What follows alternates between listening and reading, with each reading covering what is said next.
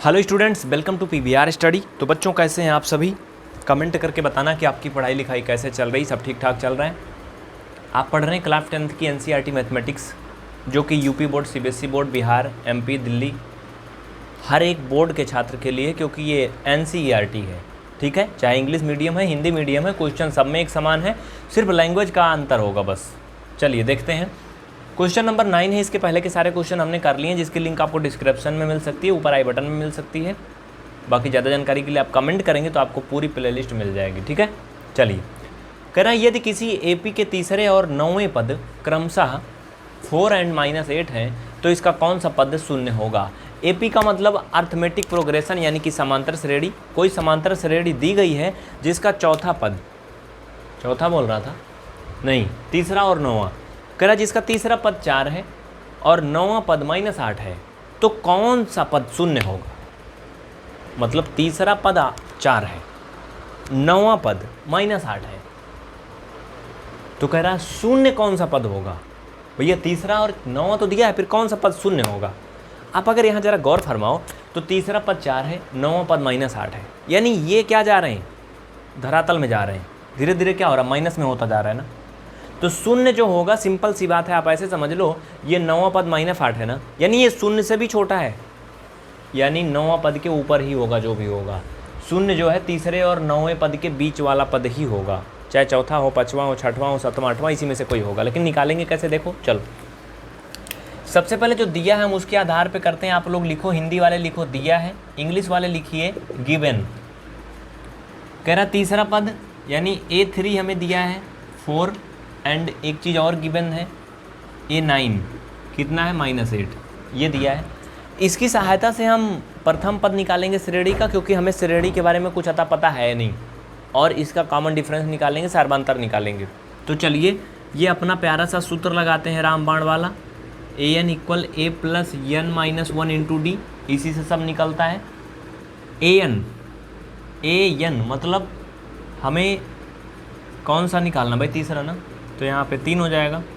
Okay, A3 और a + n मतलब चौथा, भाई इसका मान कितना, 4 है ना। ऐसे ही कुछ है, उल्टा जा रहे हैं हम लोग, उल्टा जा रहे हैं, हमें लग रहा है ना। A3 तो ठीक है, तीसरा पद है तो यहाँ पे 3 ही रखोगे ना भाई, तीसरे पद की बात हो रही, तो n का मान 3, 4 नहीं, 4 तो ये इसका मान है, A3 का मान 4 है ना, × d। अब A3 का मान कितना दिया है, 4 दिया है, A3 का मान 4 दिया है ना, a + ये 2d, ये आपका इक्वेशन नंबर फर्स्ट हो गया। ठीक है, समीकरण 1 बन गया। इसी तरह से यहाँ भी आप करोगे तो an = a + n - 1 × d। बहुत ही ध्यान से देखिए, समझिए, दिमाग लगाइए। अगर सीखना है ना भैया बाबू, तो क्लास को पूरा देखिए। ये कक्षा 10 की गणित है, यहाँ पे दिमाग लगेगा। ये नहीं कि तुम इस वीडियो को बंद करके दूसरा शुरू कर लोगे, तुम्हें समझ में आ जाएगा, ज़िंदगी में कभी नहीं आएगा अगर कहीं टिकोगे नहीं। रुको, समझो, कोशिश करो, वीडियो को 2 बार देखो, 3 बार देखो, पक्का आएगा, समझो। ठीक है, an। अब देखिए an हमें यहाँ क्या दिया है, 9वां पद दिया है ना, तो हम क्या करेंगे, n की जगह पे 9 रखेंगे। ठीक है, n की जगह पे 9, और a + तो भैया n की जगह पे यहाँ भी 9 तो रखेंगे ना, तो ये 9 - 1 × d। इतना ठीक है, इसमें किसी को कोई हैरानी परेशानी नहीं ना। A9 का मान क्या है, -8 दिया है, = a + ये 8d हो जाएगा, समीकरण 2 हो गया। इतने में किसी को कोई दिक्कत नहीं ना। ये आपके 2 समीकरण बन गए। अब नीचे कितना दिख रहा है पहले मुझे ये बताओ कमेंट करके, क्या मैं इसके नीचे लगा सकता हूँ क्वेश्चन या नहीं? लगा सकता हूँ ना। समीकरण 2 से समीकरण 1 को घटा लेना है। क्या करना भाई, सब्ट्रैक्ट कर लेना बाबू।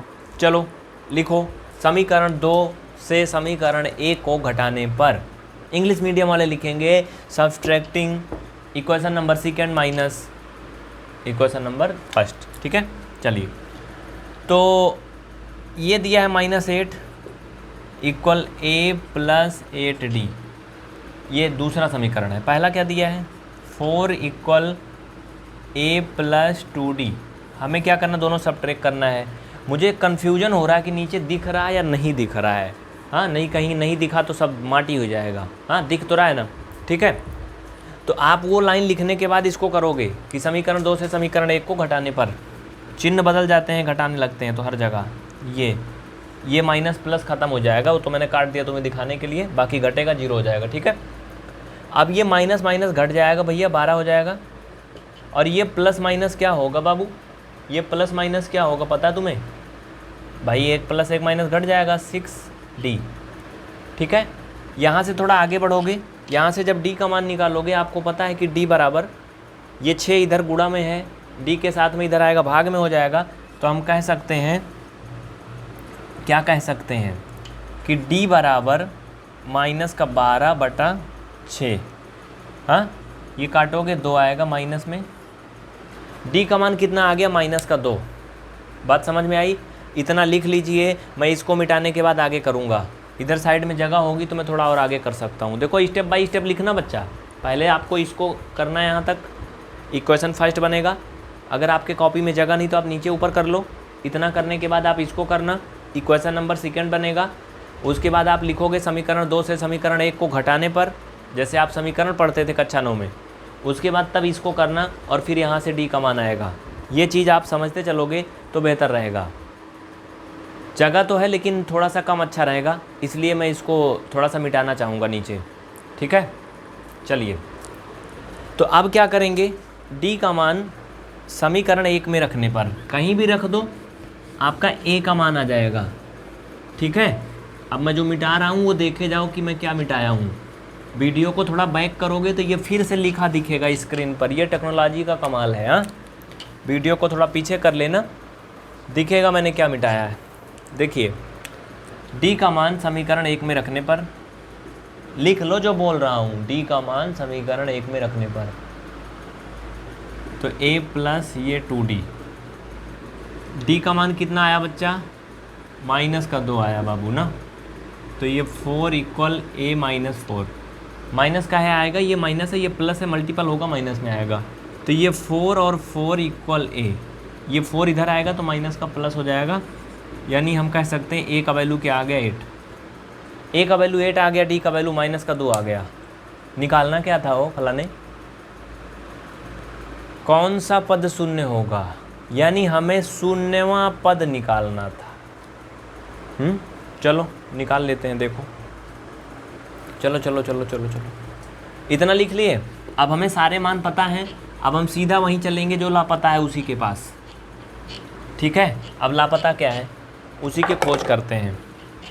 कौन सा पद शून्य होगा, मतलब मान दिया है शून्य, यानी वो पद का मान दिया है। जैसे इसमें देखो 4 और -8 दिया था, इस तरह से उसका मान दिया है, लेकिन n का मान नहीं दिया है। चलिए, हमें an इसमें फाइंड करना है ना, ठीक है। an = A + n - 1 × D। हमें इसका मान तो दिया है an का, 0 दिया है, लेकिन n का मान नहीं दिया, याद रखना। an का मान दिया लेकिन अकेले n का मान नहीं दिया है, तो ये 0 दिया है, ये मान 8 आया है, प्लस n - 1 × D का मान -2 आया है, -2 आया है। अब देखो ये इधर आएगा, -8 हो जाएगा, ठीक है भाई साहब। ये 2 जो है इधर गुणा में है ना, इसके साथ इधर आएगा भाग में हो जाएगा, -2, तो इधर बची का रहा n - 1। हाँ, ये कटेगा, दोनों माइनस माइनस प्लस हो जाएंगे, 4 आएगा, यानी 4 = n - 1। हम कह सकते हैं n का मान कितना आया, 5। अब तुम कहोगे 5 कैसे आया भाई, ये -1 है, इधर आएगा तो प्लस हो जाएगा ना वो 4 के साथ। n का मान क्या है, 5 आया। आप लिख सकते हो, अतः 5वां पद का मान 0 होगा। क्या होगा, 5वें पद का मान 0 होगा। उत्तर आ गया। सबको समझ में आया ना। देखो, समझने के लिए थोड़ा दिमाग यहाँ पे लगाना पड़ेगा, क्योंकि ये बहुत आसान नहीं है बाबू, ठीक है। बहुत ज़्यादा आसान नहीं है, लेकिन कठिन भी नहीं है। आप लिख सकते हो, अतः 5वां पद का मान 0 होगा। तो ठीक है, कैसे लगा आपको ये क्लास, कमेंट करके ज़रूर बताना। अगर आप इस क्लास को YouTube पर देख रहे हैं तो PBR स्टडी इलाहाबाद चैनल को सब्सक्राइब करें, PBR स्टडी 3.0 चैनल को सब्सक्राइब करें। अगर आप हमें फेसबुक पे देख रहे हैं तो PBR स्टडी के फेसबुक पेज को लाइक करें, इंस्टाग्राम पे देख रहे हैं तो हमें फॉलो करें, और मिलते हैं फिर अगली क्लास में। बहुत बहुत थैंक यू, जय हिंद। साथियों, इस तरह की बड़ी बड़ी और अच्छी क्लासों के लिए आप हमारा कोर्स ज्वाइन कर सकते हैं। PBR स्टडी का एप्लीकेशन डाउनलोड कर सकते हैं गूगल प्ले स्टोर से। या फिर नीचे स्क्रीन पर दिखाए गए इस नंबर पर आप ज्वाइन पेड लिख करके मैसेज करें, आपको प्रीमियम कोर्स मिलेगा, लेकिन याद रहे इसके लिए आपको फीस जमा करना पड़ेगा, ठीक है। तो अगर आप फ्री पढ़ना चाहते हैं तो यूट्यूब पे सब्सक्राइब करके रखें, फ्री पढ़ें, व्हाट्सएप पे कोई मैसेज ना करें। अगर आप पेड करके पेमेंट करके पढ़ना चाहते हैं, फीस जमा करके डाउट वगैरह पूछना चाहते हैं, अच्छे से हमारी क्लास में जुड़ सकते हैं ढंग से, तो आप क्लास ज्वाइन कर लें।